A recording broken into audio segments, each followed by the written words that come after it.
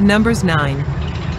The Lord spoke to Moses in the desert of Sinai in the first month of the second year after they came out of Egypt. He said, "Have the Israelites celebrate the Passover at the appointed time. Celebrate it at the appointed time, at twilight on the 14th day of this month, in accordance with all its rules and regulations." So Moses told the Israelites to celebrate the Passover, and they did so in the desert of Sinai at twilight on the 14th day of the first month. The Israelites did everything just as the Lord commanded Moses. But some of them could not celebrate the Passover on that day because they were ceremonially unclean on account of a dead body.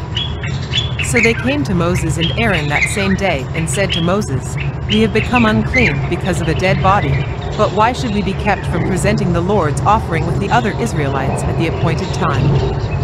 Moses answered them, "Wait until I find out what the Lord commands concerning you."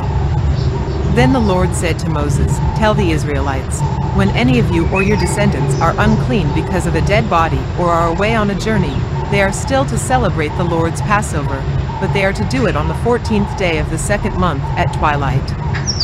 They are to eat the lamb, together with unleavened bread and bitter herbs. They must not leave any of it till morning or break any of its bones. When they celebrate the Passover, they must follow all the regulations.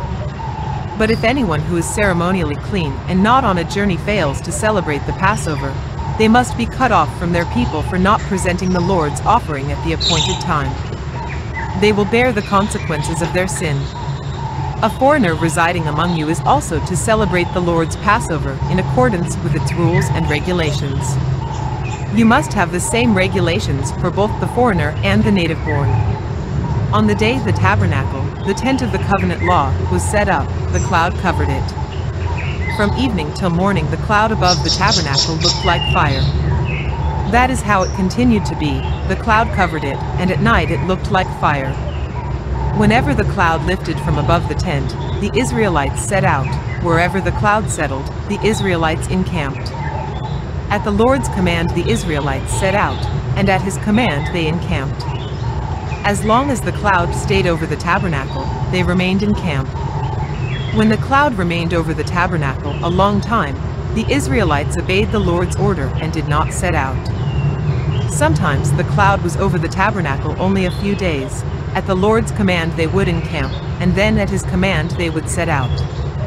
Sometimes the cloud stayed only from evening till morning, and when it lifted in the morning, they set out. Whether by day or by night, whenever the cloud lifted, they set out. Whether the cloud stayed over the tabernacle for 2 days or a month or a year, the Israelites would remain in camp and not set out, but when it lifted, they would set out. At the Lord's command they encamped, and at the Lord's command they set out. They obeyed the Lord's order, in accordance with his command through Moses.